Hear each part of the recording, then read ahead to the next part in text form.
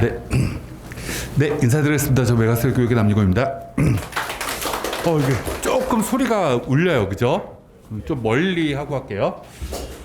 원래 이제 수능 100일 남으려면 8월 9일이기 때문에 아직도 시간이 많이 남아 있는데 원장님이 타이틀을 이렇게 잡으셨기 때문에 이렇게 그냥 쓴 거고요. 오늘부터 이제 하나하나씩 좀 설명을 좀 들어보도록 할게요. 오늘 이제 6월 모의평가 결과는 나왔고요. 학생들은 내일 성적표를 받을 거예요.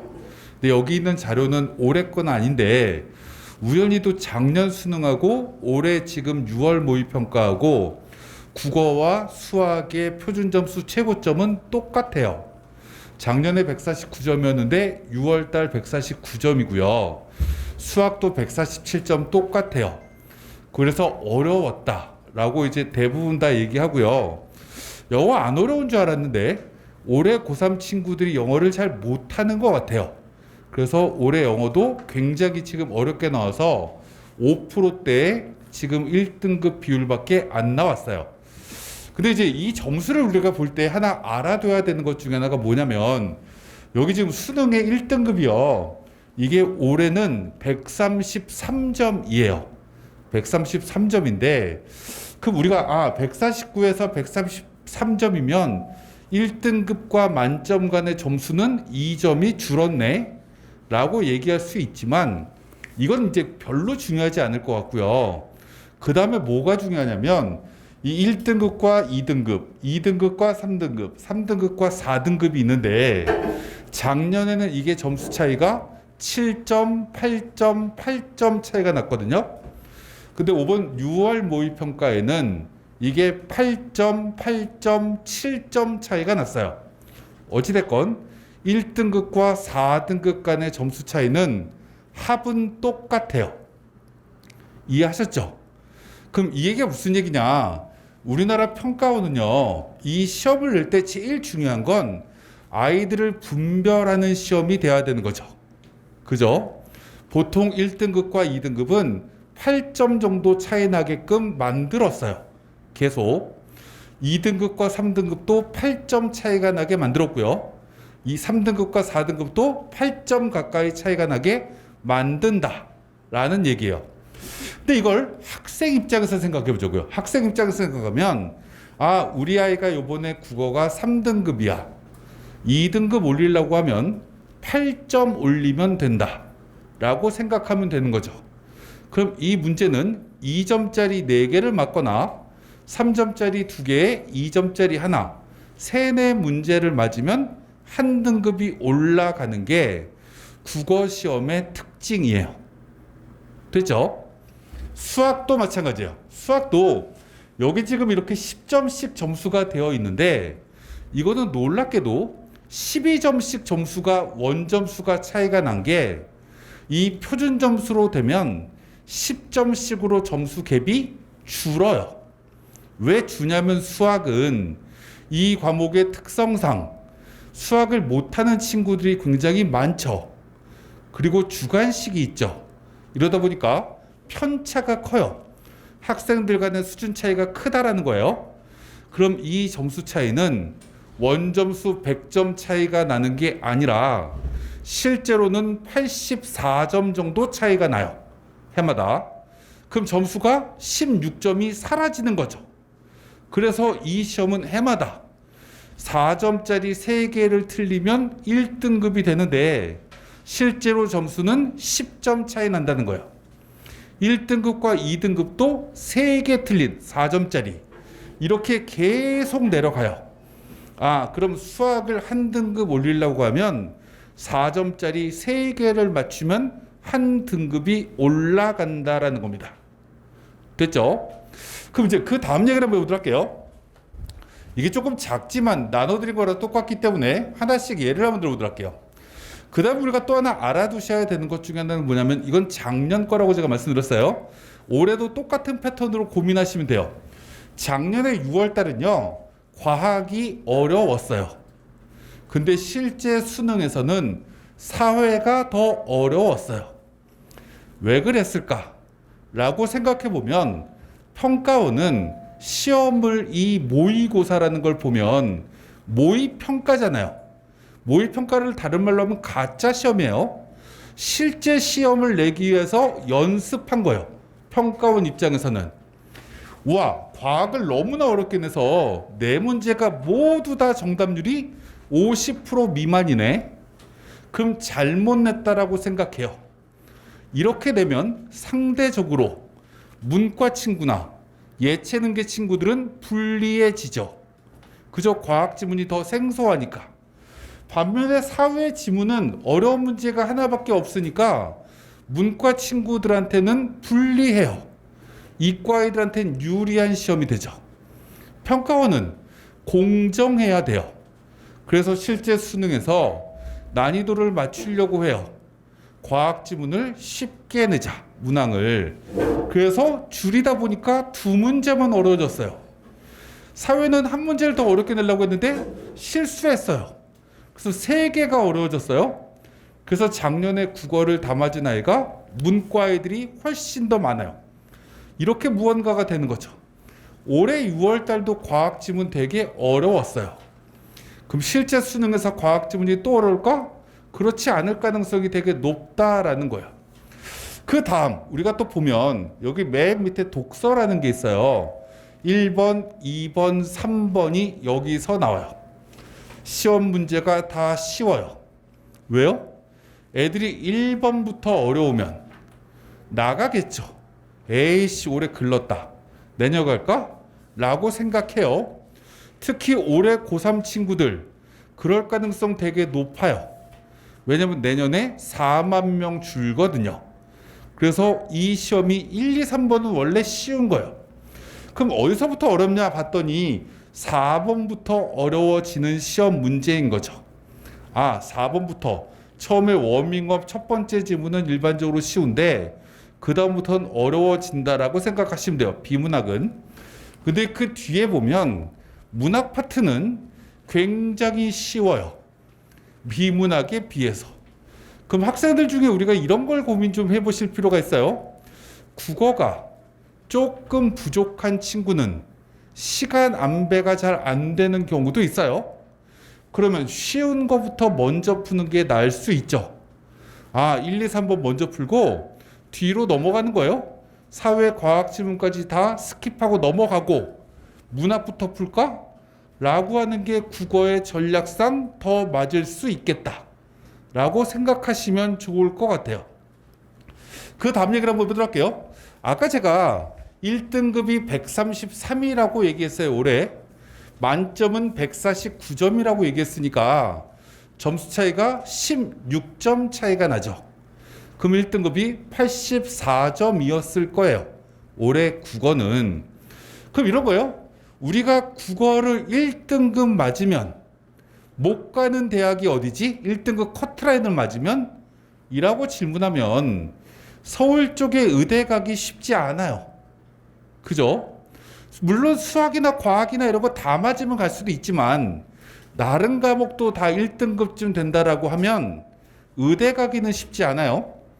근데 치대나 약대쯤은 갈 수 있어요. 1등급만 맞아도.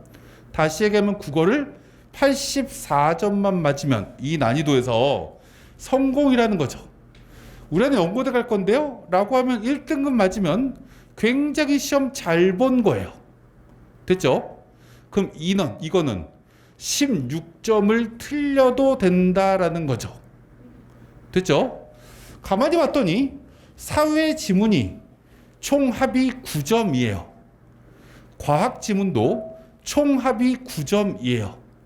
그럼 만약에 우리 아이는 문과 학생이라서 과학 지문이 어려워. 자연계 친구라서 사회 지문이 어려워. 이러면 안 하는 것도 방법이에요. 안 한다라는 게 무슨 얘기예요?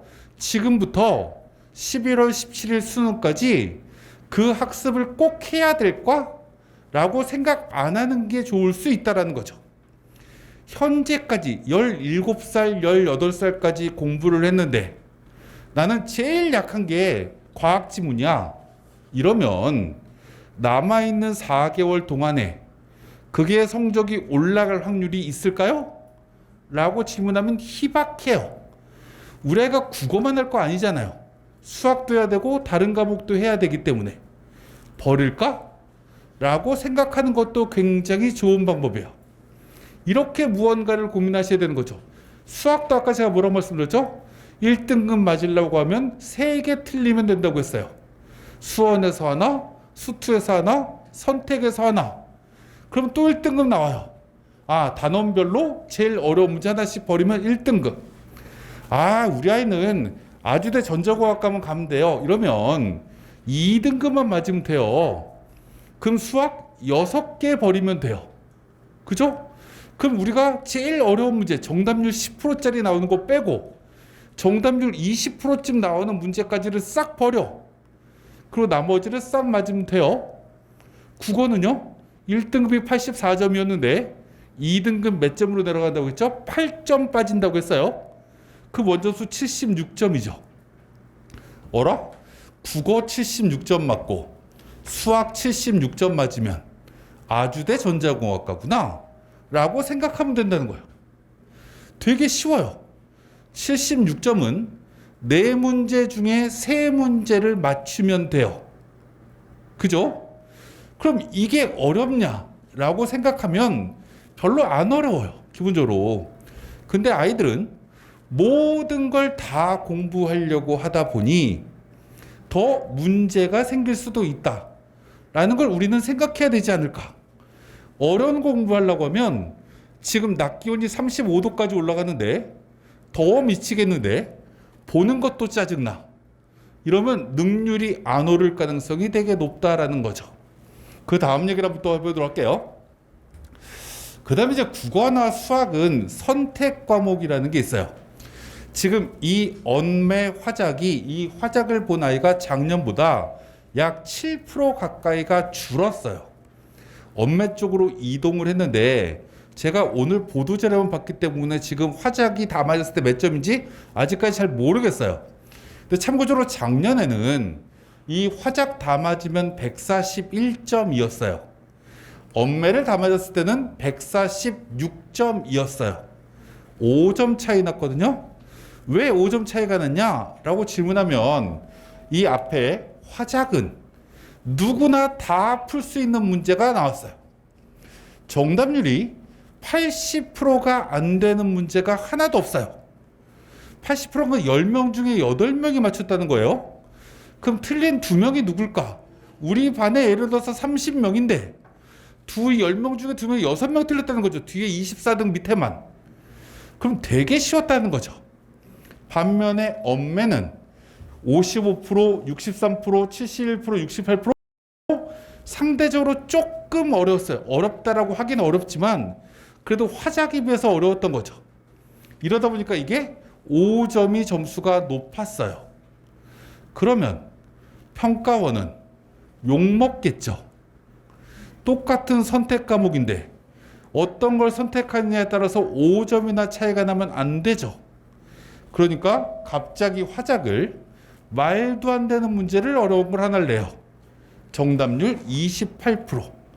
찍어도 20%인데 28%라는 건 알고 푼 애가 몇 명 안 된다는 거죠. 그 다음에 48%, 52% 이렇게 어렵게 내요, 화작을. 반대로 언매는 45%, 46%. 아까 25, 8%, 45%였는데 여기는 무난한 2문제 어렵게만 내죠. 화작이 더 어려웠어요, 작년에. 그러니까 점수 차이가 줄어요. 그래서 작년에 이거 다 맞은 애는 149, 화작 다 맞은 애는 147이었어요. 그럼 점수 갭을 줄이는 방법은 화작을 어렵게 내야 되는 거구나 라는 거예요. 기본적으로 올해도 똑같을 거예요. 화작 문제가 더 어려울 거다, 언매에 비해서 라고 생각하시면 돼요. 수학도 마찬가지예요. 수학도 마찬가지로 확통이 작년에 만점이 144예요. 그리고 저 미적은 147이거든요. 근데 확통은 정답률 6%짜리 14%짜리를 내요. 진짜 어려운 문제가 2개가 있었죠. 반면에 미적은 진짜 어려운 문제 10% 하나예요. 어려운 문제가 하나가 더 생겼어요, 확통에서. 그랬더니 점수를 3점으로 줄인 거예요. 확통 문제가 난이도가 더 어렵다. 뭐보다요? 미적이나 기하보다. 그래야 점수 갭이 줄어요. 이건 기본적으로 우리가 알아두셔야 된다. 그럼 어렵구나 라는 얘기를 제가 하면 이런 생각 하셔야죠. 큰일 났네. 우리 아이 서울대 보낼 거 아니면 틀려도 된다고요. 2개. 그죠? 나머지를 맞추려고 노력하시면 되는 거죠. 확통 문제는 2-3문제가 되게 어렵게 나오겠구나 라고 생각하시면 되고, 미적이나 기하는 선택에서 1-2문제만 어렵게 나온다. 적어도 어려운 문제가 확통해서 하나 이상은 더 나올 거다 라고 생각하시고 준비하셔야 된다 라는 걸 말씀드리고 싶은 거예요.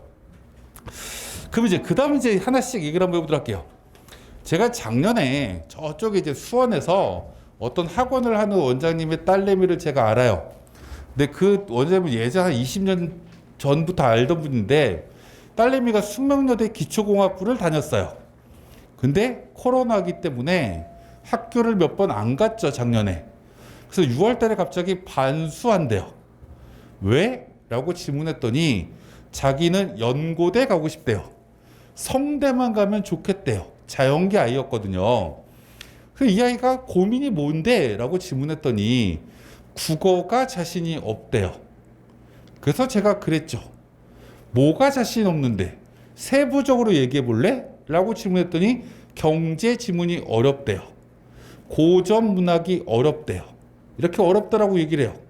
제가 이렇게 얘기를 했죠. 그거 다 틀리면 7문제다? 그럼 그거 빼고 나머지 하자 라고 제가 그 친구한테 얘기했어요. 그리고 7개를 찍으면 하나는 맞는 건 당연한 거고 2개 맞힐 확률도 꽤 높지 않을까? 라고 얘기를 했어요. 그랬더니 이 아이가 진짜 버려도 돼요? 라고 질문해요. 그래서 제가 뭐라고 얘기했냐면, 지문 하나를 버리면 네가 남은 기간 공부하기 편한 것도 있지만 수능 시험을 볼 때 남들은 45문제를 80분에 풀어야 되지만 너는 41문제만 풀면 돼. 80분 동안에. 그럼 나머지 정답률이 훨씬 더 올라가겠지. 네가 자신 있는 부분을 확실하게 득점으로 만들어 놓는 게 고3 때 해야 되는 거야. 반수할 때 해야 되는 거야. 다 할 필요 없을 것 같은데? 라고 얘기를 했어요. 그 아이가 그렇게 공부를 했는데 잘 찍었는지 작년 국어 89점 맞았어요. 수학도 똑같이 얘기했어요. 1등급만 맞자. 3개 버리자. 어려운 문제 제발 풀지 말자. 제가 그 아이한테 이런 주문을 했습니다. 뭐라고 얘기했냐면, 수학 공부할 때 제일 미련한 방법 중에 하나가 뭐냐면 이런 거예요. 문제를 딱 봤더니 문제를 쭉 읽어 나가요. 그랬더니 아이 머릿속에 이 문제 풀 수 있겠다 라고 생각되는 문제가 있어요. 그거 볼펜을 들고 풀면 10중 8구 다 풀려요. 어떤 문제는 문제를 딱 읽자마자 못 풀겠다 라고 생각되는 문제도 있을 거예요. 못 풀겠다라고 생각되는 문제를 이 무더위에 해야 될 필요는 전혀 없다. 그럼 무엇을 해야 될까? 문제를 딱 읽었더니 풀 수 있을까? 라고 내 자신이 못 믿어온 문제를 해야 된다. 이 문제만 하자 라고 제가 얘기를 했죠. 그 친구한테. 문제를 딱 읽었더니 풀 수 있을까라는 문제를 풀다 보면, 이런 문제는 처음에 아이는 풀 수 있을까라는 생각이 드는 이유는 뭐냐면, 처음에 이렇게 하면 될 것 같은데 라는 시도를 할 수 있는 문제예요. 그래서 풀다가 막 줄줄줄 어떻게 하다 보니까 끝까지 다 풀렸어요. 어라? 풀리네. 해설지를 딱 봤더니 내가 푼 거랑 똑같아. 어라? 알았던 거잖아 라는 문제가 있어요. 그럼 이 친구는 원래 알았던 문제인데 머릿속에 완벽하게 자신감이 있었던 문제는 아니었던 거죠. 넘어가면 될까? 라고 제가 그 친구한테 물어봤어요. 넘어가면 안 된다. 네가 집에서 공부하건 독서실에서 공부하건 학원에서 공부하든 편안한 자세에서 편안한 공간에서 문제를 풀 때는 불현듯 생각이 날 수 있지만 수능 고사장에 가서 엄청난 긴장감 속에서 그 문제를 똑같이 보면 네가 풀렸던 그 문제가 안 풀릴 가능성이 더 높다. 그럼 어떻게 해야 될까? 라고 제가 그 친구한테 물어봤죠. 대답을 못해요. 그래서 제가 이렇게 얘기했어요. 그 문제를 오늘 예를 들어서 7월 5일 날 풀어봤으면 오늘 풀렸지만 한 2달쯤 뒤에 그 문제를 또 풀어보는 거야. 그래서 9월 달 이후에 풀어볼 노트 수학 문제집을 하나 네가 만들어. 그래서 그 문제를 거기다가 옮겨 적어놔. 노트 9월 이후에 풀어볼 문제. 그때 풀어봤을 때 또 풀리면 이제 완벽하게 아는 거야. 거기다가 적어놓고 확인하면 된다. 어떤 문제는 풀려고 딱 시도했다가 막혔어. 아씨 어떻게 푸는 거지? 이해가 안 가면 해설지를 보든 선생님께 여쭤보든 친한 친구한테 물어보든 확인을 하고 알려고 노력해야지. 아 이렇게 푸는 거구나 라고 선생님이 풀어보는 걸 다 이해했어.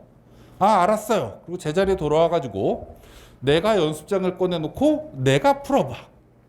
그러면 10문제 중 10문제 다 풀려. 왜냐면 우리는 영장류니까. 10초 전에 물어보고 10초 후에 내 자리에 앉아가지고 그 문제를 똑같이 푸는 걸 외우고 머릿속에 기억 다 하고 있는 걸 풀고 있으면 당연히 풀리지. 그러면서 아, 이 문제 풀리네? 이제 알았어. 라고 생각하는 건 엄청난 착시 현상이다. 아, 이런 문제를 이해했으면 오늘은 이해했지만 사람은 망각의 동물이다. 이거 한 달 뒤에도 풀 수 있을까? 라고 옮겨 적어 놔 보면 된다. 한 달 뒤에 그 문제를 다시 보면 얘 머릿속에 남는 건 뭘까? 그때 내가 시작을 했었는데 첫 줄 풀다가 막혔어. 그때 선생님이 여기 이렇게 해결하라고 했지. 이 부분은 명확하게 기억난다. 사람은 첫인상은 강렬하게 머릿속에 남기 때문에. 근데 그 부분을 이해하고 그 다음에 쭉 나가다가 문제 난이도가 어려운 건 또 바뀔 수 있어요. 중간에. 아씨 여기는 어떻게 푸는 거지? 또 이해가 안 가면 해설지를 보든 또 물어보든. 그래서 아, 이 문제를 또 오늘 알았으면 한 달 뒤에 또 노트를 또 만들어. 또 적어 거기다가. 이렇게 해서 하면 한 달에 한 번씩 이 문제를 기승전결로 머릿속에 각인시킬 수 있다. 그럼 이게 나중에 이런 문제를 보면 문제를 딱 보는 순간 이 문제 풀 수 있는데? 라는 문제로 바뀌어 있게 돼. 이렇게 무언가를 만들어줘야 되는 게 공부에 가장 중요한 거야. 지금 남아있는 기간이 130일이 넘게 남았어요. 무언가 하나하나 앞으로 나가는 게 중요한 게 아니라 뭔가 다시 확인할 수 있는 게 필요하다 라는 말씀을 기본적으로 드리고 이제 그 다음 얘기를 한번 해보도록 할게요. 지금 이제 대부분 고등학교가 기말고사가 다 끝났을 거고요. 재원절이 지나면 3학년 1학기의 성적까지가 모두 다 산출이 돼요. 그리고 이제 비교과만 8월 말까지가 남아있죠.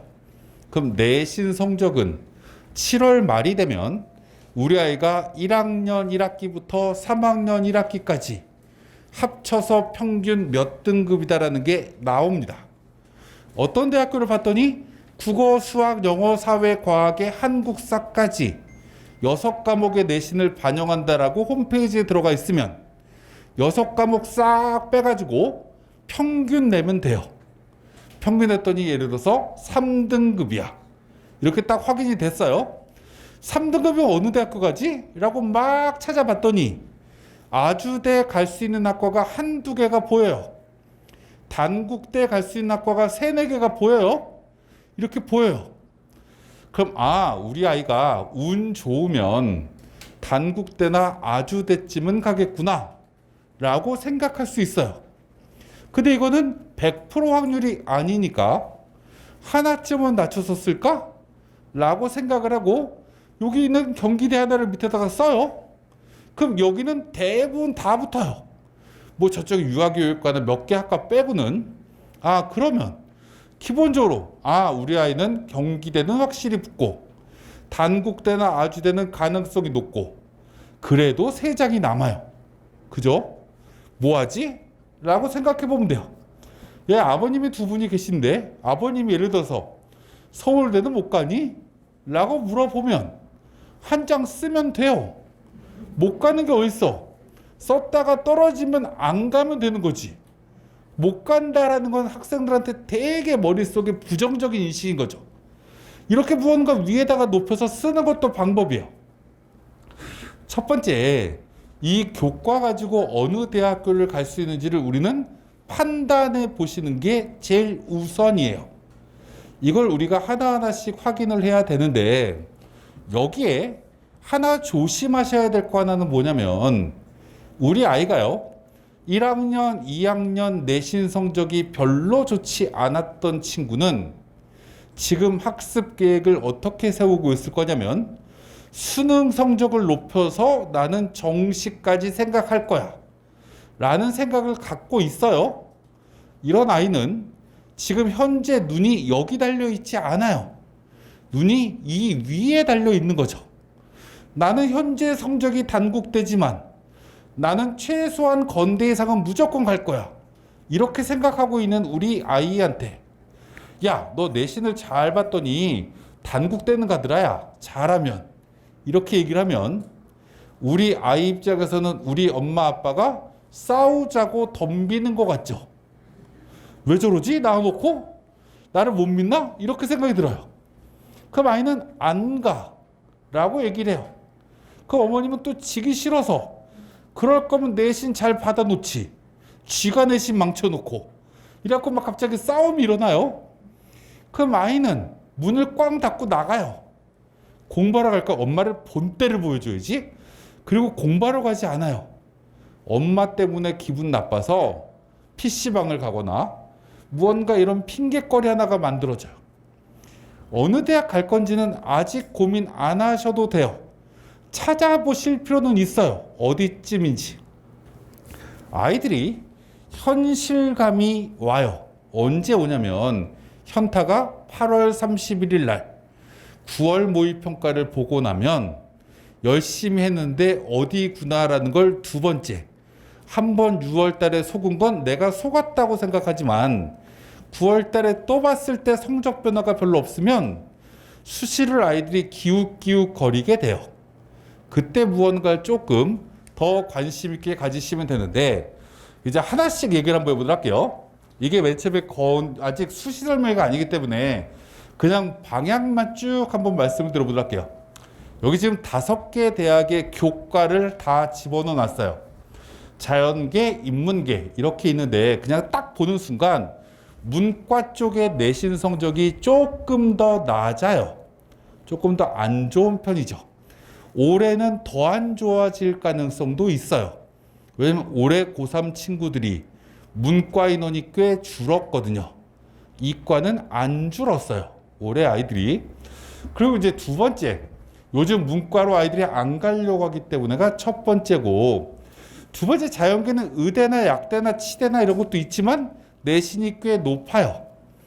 근데 두 번째 또 하나 이렇게 보다 보니까 어떤 특징이 있냐면 맨 위에 고려대학교나 맨 아래쪽에 건대나 사회에서 부모님들이 인식하는 대학의 밸류는 차이는 꽤 큰 대학교라고 인식되지만 실제로 내신으로 들어가는 건 건대나 고대나 독인, 객인이에요. 똑같아요. 차이가 거의 없다라는 거죠. 요즘 입시가 이래요.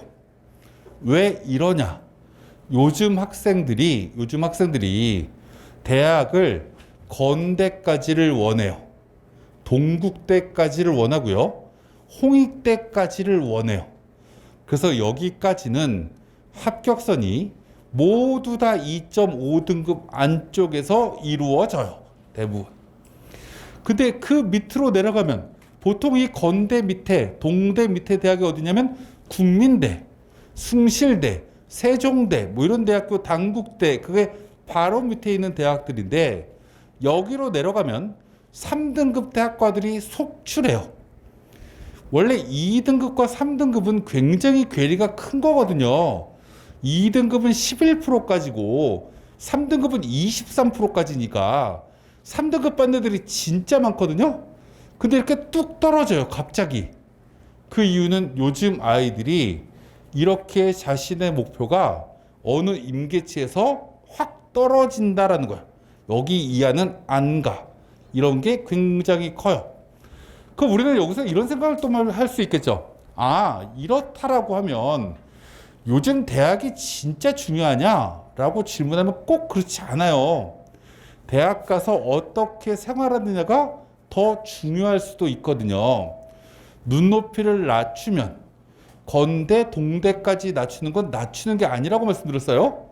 그 밑으로 낮추는 건 꽤 많이 합격선이 내려간다 라고 생각하시면 될 것 같아요. 종합도 비슷한데요. 종합도 비슷한데 종합에 여기 대외 내신 성적이 이렇게 낮은 학과들이 있어요. 낮은 학과들이 있는데 이걸 우리는 수원에 있는 일반고라고 생각하시면 안 돼요. 이건 대부분 문과 쪽에는 외고고요. 자연계 쪽에는 전국 단위 자사고거나 과학고 애들이 들어가는 거기 때문에 어라? 종합전형으로 봤더니 건국대학교에 3.6등급이 들어가네? 교과는 2.5등급 안쪽인데? 우리 아이 종합으로 쓰라고 해야지? 이렇게 얘기하시면 안 된다라는 거예요. 이게 실제로 이렇게 떨어지는 게 특목고 아이들이 있기 때문이다가 첫 번째. 두 번째는 이 종합전형은 교과랑 차이가 뭐냐? 교과는 예를 들면 이런 거죠. 우리 아이가 자연계인데 국어랑 영어는 1등급이에요. 근데 수학이랑 과학이 4등급이에요. 이러면 내신 평균이 2.5등급이 돼요. 그죠? 1, 4, 1, 4 하면. 그렇게 되면 교과로 쓸 때 자연계 친구 수학과 이런 데 쓸 때 전혀 문제 없어요. 교과는. 근데 반대로 종합전형은 거꾸로 되면 굉장히 유리해지는 거죠. 국어 영어가 4등급인데 수학 과학이 1등급이면 내신 성적이 2등급이라 2.5등급이라도 걔는 거의 1.5등급쯤 되는 아이로 대학은 인지해요. 기본적으로. 그래서 이 내신이 조금 떨어져 보이는 것도 또 하나의 특징이에요. 참고적으로 나중에 또 한번 말씀드리도록 하고, 근데 이 종합전형은 또 하나 장점 하나가 있는 것 중에 하나는 뭐냐면 요즘 종합전형은 일반고에서는 우리가 뭘 제일 많이 생각을 하냐면 일반고는 우리가 대학에서 확인할 수 있는 방법이 없거든요. 얘가 건성고 친구인지, 효원고등학교 친구인지, 강남에 있는 친구인지, 목동에 있는 친구인지, 제주도에 있는 친구인지를 몰라요. 기본적으로.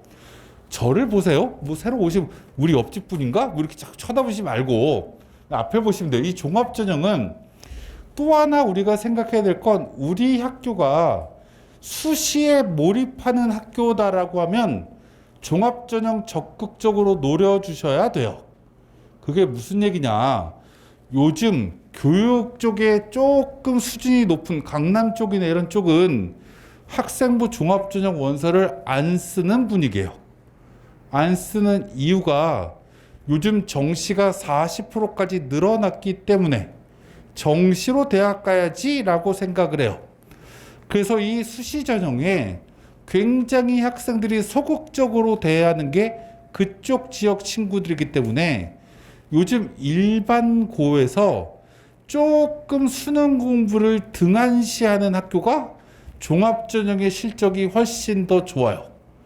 그 우리 학교가 그런지, 우리 학교 비교과가 어떤지는 그걸 한번 확인해 보셔야 되는데, 거기에 하나 우리가 좀 생각하셔야 되는 것 중에 하나는 뭐냐면, 올해 고3 친구를 우리는 이렇게 얘기할 수 있어요. 고등학교 1학년에 입학하기도 전에 코로나가 시작됐어요. 학교가 파행이에요. 2학년 때도 파행이고요. 3학년 때 지금 위드 코로나 같이 학교를 다니지만 3학년에는 EBS 교재를 갖고 수업을 하다 보니 비교과를 쌓기가 쉽지 않아요. 그래서 요즘 아이들이 학생부 종합전형을 쓸 때 어떤 학과에 제일 많이 쓰냐면 국, 영, 수, 사, 과와 관련된 학과들을 굉장히 많이 써요. 예를 들어서 수학하고 물리를 잘하면 기계공학과 쓸까? 전자공학과 쓸까? 신소재공학과 쓸까? 뭐 이렇게 뭔가를 선택할 수 있어요. 물리학과를 쓸까? 건축학과를 쓸까? 이렇게 선택하게 되는 거죠. 우리 아이가 과목의 장점에 따라서 학생들이 분리돼요. 근데 방금 말씀드렸지만 수학하고 물리는 이렇게 합치면 애들이 좋은 애들이 많냐? 라고 질문하면 요즘 고등학교 현장에 물리를 선택한 아이들이 많지 않아요.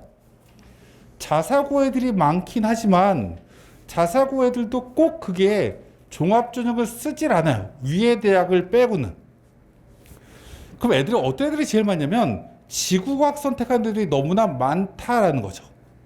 그래서 요즘에 학생부 종합전형의 자연계 경쟁률이 높은 학과들이 환경공학과, 지구환경과학과, 천문우주학과, 지구과학과 관련된 학과들이 경쟁률이 높아요.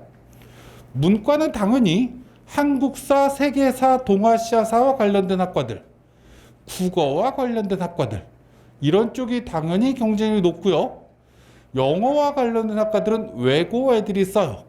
뭐 영어, 영문과, 불문과, 동문과 등등등등.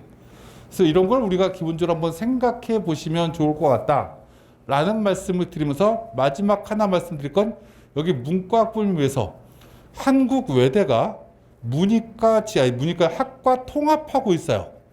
그래서 지금 글로벌 캠퍼스에 있는 학과들이 상당수가 지금 없어졌어요. 올해부터 안 뽑아요. 없어진 게 아니라. 예를 들면 이런 거예요. 서울 쪽에 불어과가 있는데 저쪽에 용인에도 불어과가 있어. 이런 학과들을 지금 빼고 있거든요. 올해 남아있는 학과가 3개인가 있어요. 그 학과 들어가시면, 올해 들어가면 내년부터는 그 학과를 안 뽑아요. 그럼 장점이 뭘까요? 내가 막내예요.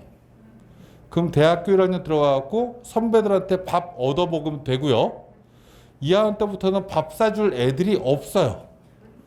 거기에 또 하나, 이게 없어진다라고 했어요. 없어지면 졸업할 때 학과가 어디 학과로 나오냐? 서울 캠퍼스 학과로 나와요. 그게 지금 법적으로 통과됐거든요. 제가 외대 입학자문위원이에요. 그래서 올해 4월 달에 그거를 확정을 했거든요. 그래서 그거는 참고적으로 하나 알아두시면 좋을 것 같아요.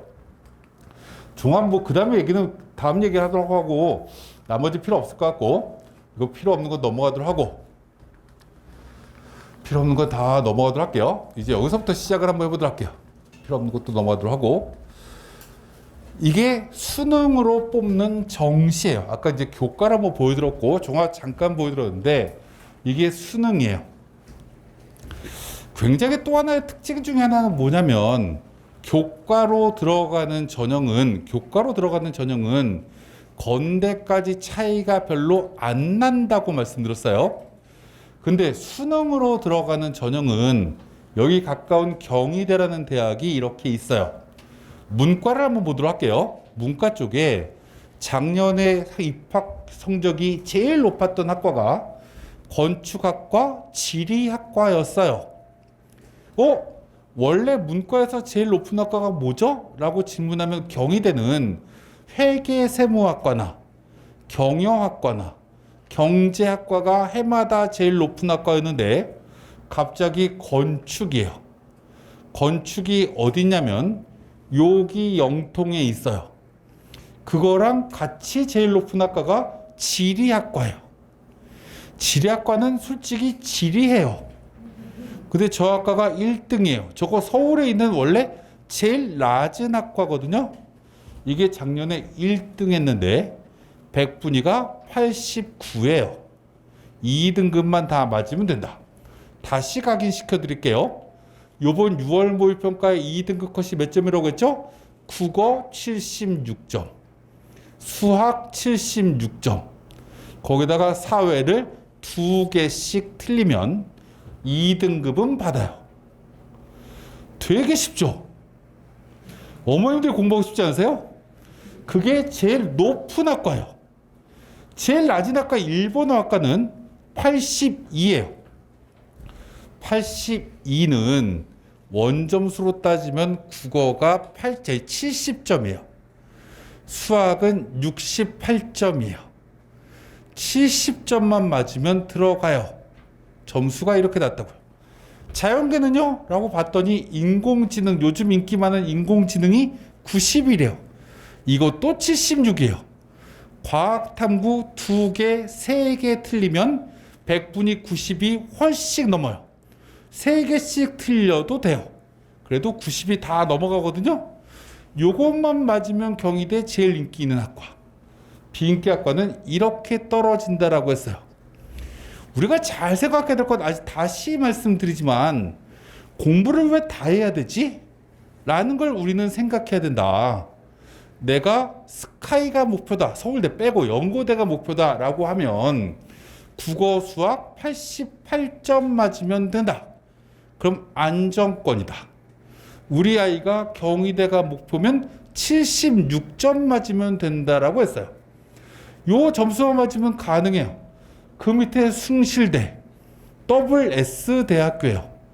여기 자연계나 문과나 숭실대의 가장 큰 장점은 들어가서 전과가 제일 잘 되는 대학이에요.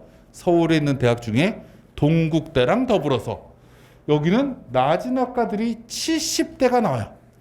100분이 80만 맞아도 들어가는 게 요즘의 현상입니다. 아까 제가 말씀드렸지만 올해 아이들이 고3 아이들이 2만 명 가까이가 줄었거든요. 내년에 4만 명 준다라고 했어요. 올해 고3 아이들이 그래서 올해 대학 안 가려고 하는 아이들이 늘어날 거예요. 거기에다가 정시 선발 인원이 서울대가 300명 이상 늘고요. 중앙대가 300명 이상 늘고요. 경희대가 100명 이상 늘어서 주요 대학교 다 합치면 1000명이 넘게 늘어요. 그럼 이 결과보다 작년 결과보다 올해 결과가 더 높을까요? 절대로 안 높겠죠. 이거 100분이기 때문에. 아, 요즘 대학 가기가 이렇게 쉽다. 그래서 우리 아이를 뭘 집중시켜 줘야 될 거냐, 여름방학 동안에는. 야, 우리 국어를 뭘 버리는 게 좋을까? 네가 제일 약한 게 뭐야? 버릴 걸 빨리 찾아야 된다. 수학을 야, 우리 2등급만 맞으려고 하면 6개 틀리면 된대. 6개면 킬러 문항 3개 싹 버리고 그 다음 중킬러 문항 20%대 정답이라는 거 싹 버리면 나머지만 다 맞히면 2등급이다? 그럼 경희대는 가. 이렇게 무언가가 만들어지면 되죠. 과학은 3개씩 틀리면 돼. 굳이 수능 보러 가갖고 20문제 다 풀려고 하지 마라. 17문제만 푸는 거야. 문제가 어려우면 버려. 최근 수능에서 제일 어렵게 나오는 문제가 어느 단원에서 나오는지 확인하고 그 단원의 킬러 문제는 버려버려. 그러면 나는 30분에 17문제를 풀면 안정적이 되고 찍어갖고 맞아버리면 18개씩이 될 테니 훨씬 더 효과적일 수가 있는 거죠. 앞으로 오셔도 돼요. 이렇게 무언가를 전략을 잘 세워주셔야 되는 게 지금 하셔야 되는 거예요. 우리가 제일 안타까운 것 중에 하나가 이런 거예요. 우리 얼마 안 남았으니까 진짜 열심히 한번 해보자 라고 얘기하지 마세요. 공부는 열심히 한다고 성적이 올라가지 않아요. 이걸 우리는 잘 생각해야 되는 거죠. 예를 한번 들어보도록 할게요. 우리는 사람은 기억력의 한계를 가지고 있어요. 그죠? 그래서 때로는 어떤 똑같은 시험을 반복적으로 계속 보는 사람들이 있어요. 지금 대통령도 9번 봤어요. 그죠? 사법고시를. 우리가 생각을 잘 해보면 똑같은 공부를 왜 9번이나 시험 볼까? 더럽게 놀았나 보다 라고 생각하지 마세요. 그래서 저도 보지 않아서 모르겠지만 그건 이유가 간단해요. 사람의 두뇌는 망각하기 때문에 그래요. 잊어버려요. 어머님들께 질문해 볼게요. 6월 25일 날 뭐 하셨어요? 라고 질문하면 기억이 날까요? 라고 질문하면 그날이 생일이었던 분, 시댁이나 친정 어머님이 생일이었거나 무언가 경조사가 있었으면 기억나요. 어디 놀러 갔었으면 기억나요. 아니면 기억 안 나요. 왜요? 평상시 생활을 했기 때문에 그런 거죠. 지금 우리 아이들은 평상시 생활을 하고 있어요. 열심히 공부하는 것도 평상시 생활이에요. 매일매일 계속 공부 열심히 하면 매일매일 평상시인 거죠. 이게 머릿속에 남아있을 리가 없다고요. 이거 오늘 공부 열심히 해봐야 빼빼로 데이 날 다 잊어버릴 거예요. 공부할 필요가 전혀 없는 거죠. 공부를 우리가 해서 효과가 나오려면 어떻게 해야 되는 거냐? 11월 17일까지 기억해야 돼요. 어떻게 기억해야 되는 거죠? 막 공부법 막 이런 얘기를 막 사람들 막 얘기하는데 세상에 공부법이 어딨어요. 기억하려고 하면 방법은 딱 하나요. 사람의 감정에 호소하면 돼요. 사람은 놀랍게도 희노애락을 느끼면 기억의 지속 속도가 엄청나게 오래가요. 제가 작년에 제 후배 여자 후배의 아들내미한테 물어봤어요. 고3이었는데 저쪽 여의도 고등학교 다니는 애였는데, 야, 니네 엄마가 대학 다닐 때 천사였다? 그래도 엄마한테 맞아본 적 있니? 라고 물어봤더니 이 아이가 이렇게 얘기해요. 저 초등학교 1학년 4월 며칠 집에 왔을 때 받아쓰기 성적 시험지를 들고 왔대요. 2개를 틀렸더니 엄마가 빗자루를 들고 내 엉덩이를 3대 때렸어요. 정확하게 기억해요. 사람은 이렇게 기억이 오래 남는 게 있어요. 뭘 느껴 오래 남는다고요? 희노애락을 느껴야 돼요. 공부할 때 희노애락을 느껴야 공부한 게 오래 남는다고요. 그냥 매일 이거 에이씨 틀렸네. 다시 외우고 맞아 이거였어. 그리고 또 다음 거 또 공부하고 또 맞아 이거네. 이렇게 보면 기억 하나도 안 남아요. 아까 제가 수학 얘기도 간단하게 했지만 내가 이 문제를 오늘 풀었어. 안 풀리네. 해설지 뭔가를 보고 이해했어. 2달 뒤에 그 문제를 봤어. 아까 제가 뭐라고 그랬냐면 첫인상. 선생님한테 물어봤을 때 여기가 막혔으니까 가서 물어본 게 있죠. 그 부분 명확하게 기억나요. 여기 어떻게 푸는 거지? 자꾸 이런 생각을 갖고 물어봤을 때 맞아, 여긴 이렇게 하는 거였구나. 이런 감정이 느껴져야 된다고요. 모든 걸 그렇게 공부를 시켜야 성적이 올라가는 거지. 보고 또 보고 보고 또 보고 하면 9번 시험 봐요. 성적이 제대로 안 나온다고요. 잘 우리가 생각 좀 한번 해봤으면 좋겠다. 약학과 이런 거 별로 필요 없을 것 같고, 문과 친구들 확통으로 대학 가기 어렵다? 개뻥이에요. 아까 제가 말씀드렸지만 경희대 백분위가 89밖에 안 돼요. 성균관대랑 비교하면 백분위가 위에 과는 4점, 아래 과는 저렇게 7점, 8점, 9점 차이가 나요. 한 과목이 적으니까 3과목으로 따지면 12점의 백분위가 차이 나는 거예요. 그 전년도 입시 결과를 보면 그렇지 않아요. 경희대학교 경영학과 95였고요. 저 성균관대학교 글로벌 경영학과 96이었어요. 근데 저렇게 갭이 왜 벌어졌냐? 이 경희대학교가 실제로 수학을 반영하는 비율이 35%짜리 학과들이 있었거든요. 그게 경영학과, 경제학과, 빅데이터 이런 학과들이에요. 이런 학과들이 미적 기하애들이 이만큼 왔어요. 근데 이게 되게 재밌는 게 사람들은요, 나보다 강자가 오면 안 쓰고 싶어요. 수학 반영비율이 35%야? 탐구 반영 비율이 20%야? 이렇게 낮으면 문과 친구들은 경희대 가지 말고 외대 가야 되겠다. 경희대 가지 말고 시립대 가야 되겠다. 이동 경로가 생겨요. 다른 데로 도망간 거죠. 근데 이 자연계 애들이 그럼 경희대를 모두 다 독식해버려야 되거든요. 근데 21명 뽑는데 20명이 합격했어요. 한 명이 없었던 거죠. 그러니까 문과 애들로 채워야 되는데 문과 애들 중에 성적이 간당간당 애들은 다 안 썼어. 그러니까 폭락해버린 거야 다. 이게 작년 입시예요. 왜 이러냐라고 질문하면 자연계 친구들이 넘어오는데 한계가 있어서 그래요. 자연계들이 왜 넘어오냐? 과학을 못 보면 넘어와요. 왜요? 자연계에서 경희대 이상의 대학교는 모조리 다 과학탐구 반영률이 높거든요.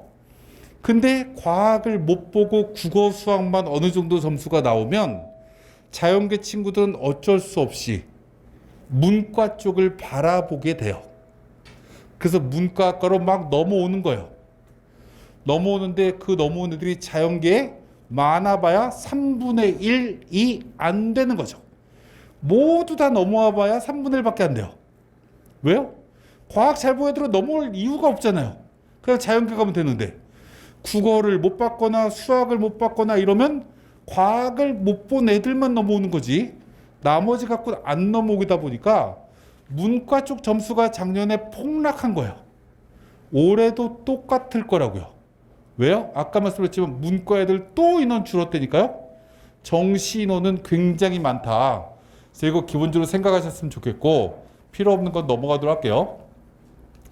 필요 없는 건 넘어가도록 하고 그 다음 이제 제가 1시간을 하기로 했기 때문에 지금 시간이 거의 막 지나가고 있어서 이 나머지 내용들은 그냥 막 스킵하도록 할게요. 필요한 것만 설명을 드리기도 하고 단국대 딱 보여드리면 아까 제가 건대까지는 입시 결과가 거의 맨 앞에 고려대학교 2등급, 2.25등급 이렇게 나온다고 했어요.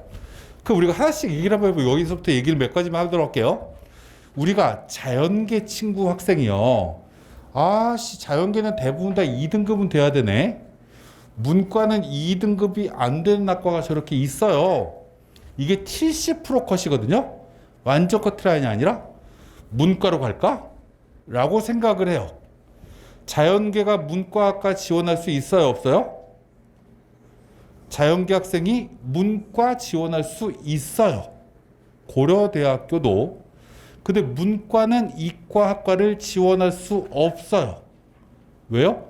수능 최저가 있기 때문에 그래요. 자연계 모집 단위에는 미적 기하를 해야 되거든요. 과학 탐구를 해야 되거든요. 그럼 그 다음에 한양대는 수능 최저 없어요. 그럼 자연계가 문과 지원할 수 있죠. 문과가 이과 지원할 수 있어요? 있어요. 수능 최저가 없으니까. 여기는 자연계가 더 낫네. 문과가 일로 갈까? 가능해요. 수능 최저가 없는 학교들은. 그럼 학생부 종합전형도 똑같은 거예요. 학생부 종합전형도 수능 최저가 없는 대학은 문과가 이과 가도 되고 이과가 문과 가도 돼요. 참고적으로 알아두시면 되고 건대 입시 결과 똑같아요. 건대까지 고대까지 이건 최저예요. 커트라인까지 발표했는데 이게 점수가 거의 똑같다. 근데 단국대로 한 단계 내려갔더니 3등급 대학과가 막 보여요. 이렇게 갭이 생기는 게 요즘의 입시 상황이다. 작년에 저는 6등급짜리를 명지대 아동학과도 보내봤어요. 저희 회사 임원의 딸내미. 이 교과 전형을 나중에 하나만 팁을 드리면 이거 원서 접수가 금요일 날 마감이에요. 대부분 대학이 다. 추석 지나고요. 아마 17일인가 아마 그럴 거예요. 그날 마감인데 학생들은 다 어디 가 있냐면 학교에 가요. 그래서 학교라는 곳은 서울대, 연대, 고대 쓰는 애들은 상당수 학교에서 담임 선생님이 야, 너 2시쯤에 와, 교무실로. 공인주소 들고 와라. 그래갖고 학교에서 원서 접수하기도 해요. 근데 모든 아이들을 케어할 수가 없죠. 그래서 몇 명만 이렇게 케어해주고 나머지 애들은 알아서 해야 되는 거다 보니 학생들이 엄마 아빠랑 의논을 해요. 목요일 날 밤 12시에 엄마 내일 학교 가야 되니까 지금까지 경쟁률 보고 넣자. 그래서 목요일 날 밤에 대부분 다 넣어요. 그리고 금요일 날은 그냥 이렇게 학교를 가요. 아침에 딱 보는 거죠. 아, 경쟁률 내가 했는데 내가 경쟁률 낮네? 기분 좋게 가요. 어머님들만 남아요. 아버님들만 남고 마지막 날 경쟁률을 이렇게 보고 있는 거예요. 보고 있다가 낮은데 넣으시는 것도 하나의 방법이에요. 경쟁률 낮은 걸 찾아갖고 갖다 집어넣으면 되는데, 그때 우리가 하나 알아둬야 되는 건 모니터를 나 혼자 보고 있어요. 집에서 내가 보고 있는 게 너무 낮아요. 그거는 우리 집에서 보고 있는 거고요. 서울 어떤 분도 보고 있어요. 부산 어떤 분도 보고 있기 때문에 너무 낮아 보이면 갑자기 막 몰릴 수 있어요. 그런 대학은 어떤 대학이냐면 상위권 대학이에요. 건대 이상의 대학교는 너무 낮으면 피하셔야 돼요. 근데 아래쪽은 이미 다 넣었기 때문에 그런 거 별로 없어요. 이거 참고적으로 보시면 될 것 같고, 종합전형 문제 쭉 이거 넘어가도록 할게요. 마지막 하나만 얘기를 하고 이제 전 마이크를 넘겨드리도록 할 텐데, 논술이에요. 제가 계속 학교, 대학교 관계자분들 만날 때마다 질문하는 것 중에 하나가 있어요. 최근에도 제가 성균관대 제가 입학자문위원을 하고 있기도 한데, 성균관대학교에서 이런 얘기를 해요. 문과 애들 논술로 좀 쓰게끔 해주세요 라고 얘기를 해요. 그럼 이게 무슨 얘기냐면 논술 경쟁률이 낮아서 쓰라고 하는 거냐 라고 질문하면 그게 아니에요. 논술을 아이들이 준비도 안 하고 그냥 넣어요. 그래서 실제로 채점하다 보면 짜증난대요. 대학들이. 이걸 뽑아야 되나? 라고 대학이 지금 모든 대학이 다 고민하고 있어요. 자연계 논술은 실력이 검증돼요. 수학 문제이기 때문에. 근데 문과는 글 쓰는 논술인데 요즘 아이들이 글을 너무나 못 쓴다라는 거죠. 그래서 문과 애들한테 논술 좀 쓰라고 해주세요 라고 얘기를 하는데 애들이 안 써요. 왜? 써본 적이 별로 없거든요. 여기서 또 하나, 자연계 친구가 문과 논술 쓸 수 있어요, 없어요? 쓸 수 있어요. 문과 친구가 자연계 논술 쓸 수 있냐라고 질문하면 수능 최저가 없으면, 뭐 미적이나 기하, 과탐 이런 지정의 수능 최저가 없으면 써도 돼요. 에이, 문과 친구가 어떻게 자연계 논술을 써요? 라고 얘기하지 마세요. 성균관대학교도 자연계 논술이 수원, 수투밖에 안 나오고요. 대부분 대학교 논술이 수원, 수투에서 다 나와요. 문과나 이과나 공통 범위인 거죠. 수능 최저 없으면 써도 된다고요. 아, 여기까지 말씀을 드리고, 그 다음에 근데 자연계 친구들은 수리 논술이기 때문에 자기 실력하고 좀 맞게끔 써주셔야 될 필요가 있다. 올해 6월 모의평가나 작년 수능하고 난이도가 거의 비슷했기 때문에 이제 하나씩 보여드릴게요. 올해는 지금 6월 모의평가의 만점자가 1000명이 안 나왔어요. 수학이. 근데 작년 수학은 2700명이 만점이 나왔거든요. 그럼 이게 반수생쯤 들어오면 올해 6월 모의평가쯤 난이도로 실제 수능이 나오면 한 2000명쯤 만점이 나올 것 같아요. 근데 어찌됐건 우리가 수학을 다 맞는다, 수원, 수투까지 다 맞는 친구가 몇 명일까? 라고 질문하면 3000명쯤 될 거예요. 우리가 이 확토, 미적이나 기하에서 어려운 거 하나 틀리고 수원, 수투 다 맞는 아이들도 있을 테니까, 하나 틀린 애들 중에. 수원, 수투를 다 맞는 실력을 가진 친구들이 의대나 서울권의 논술 약대까지 쓸 수 있는 수준이라고 보시는 게 맞을 것 같아요. 우리 아이는 수원, 수투에서 하나쯤 틀리는데요 라고 하면 연대 공대나 한양대 위에 있는 상위권 공대나 성대 공대까지 쓰시는 게 맞을 것 같아요. 수원, 수투에서 2개 틀리는데요 라고 하면 중대 화학신소재 기계 전자쯤 수준이다 라고 보시면 될 것 같고요. 여기에서 수원 수투에서 3개, 4개 틀리면 3개 틀리는 친구들이 아주대, 기계공, 전자공, 화공 이 수준이고 4개쯤 틀린 애들이 중간쯤 산업공학과라든지 미디어라든지 이런 학과 수준이라고 보고 준비를 하실 필요가 있다. 논술은 굳이 논술을 꼭 다녀야 되냐라고 질문하면 먼저 문제를 한번 먼저 보세요. 대학의 기출 문제를. 그게 조금 먼저일 것 같아서 그 말씀 잠깐 드리면서 마무리 하나만 얘기를 하고 이제 인사를 드리도록 하겠습니다. 정시 아까 제가 말씀드린 대로 이제 늘어난 인원이 꽤 있다라고 제가 말씀드렸어요. 1,100명 정도 늘어났어요.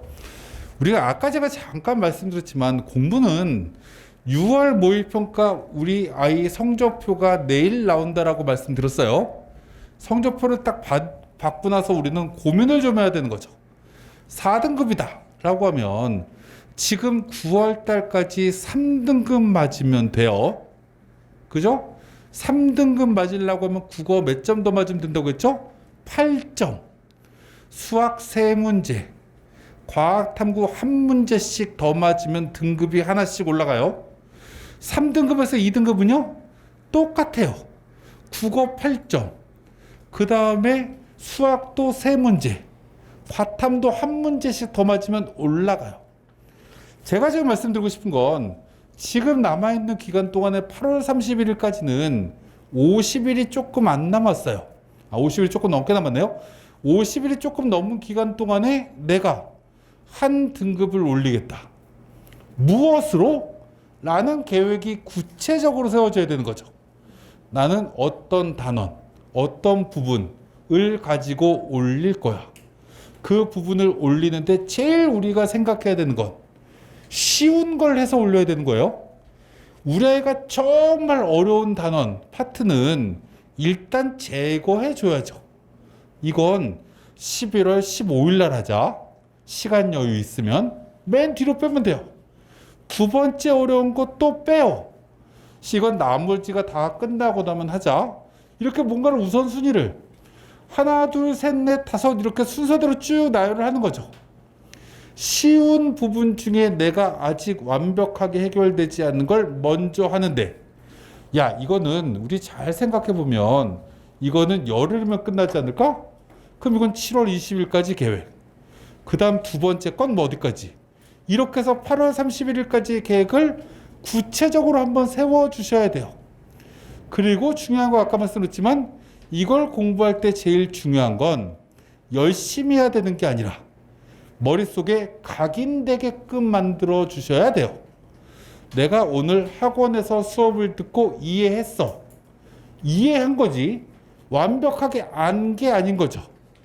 그럼 학원에서 무언가 수업을 딱 듣고 나서 나중에 집에 가서 오늘 확인하면 착시현상 생긴다고요. 오늘 배운 걸 오늘 복습하는 건 굉장히 잘못된 방법이에요. 오늘 본 걸 오늘 확인하고 이거는 열흘 뒤에 확인해야지. 그럼 무언가 확인할 수 있게끔 뭔가를 만들어줘야죠. 근데 이때 봤던 책을 또 보는 건 복습이 아니에요. 오늘 선생님이 중요하다고 생각된 걸 극단적으로 표현하면 그 중요한 걸 키워드에 해당되는 단어를 모두 다 깜장 사인표 갖고 다 지워버려. 그래서 그걸 빈칸으로 채워야죠. 머릿속에서 끄집어내고. 이게 복습인 거예요.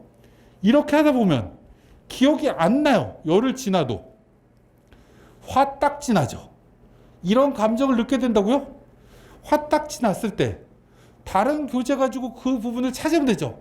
아 맞아 이 단어 이거였는데 성질이 3개래. 아씨 하나밖에 기억 안 나는데 다른 책에서 2개 찾아. 아 맞아 이거였는데. 이게 각인 효과라고요. 이렇게 무언가를 만들어줘야 기억에 오래 남는다. 이런 작업을 잘 해주셔서 올해 꼭 좋은 결과를 얻으시길 바라면서 저 시장님께 마이크를 넘기도록 하겠습니다. 감사합니다.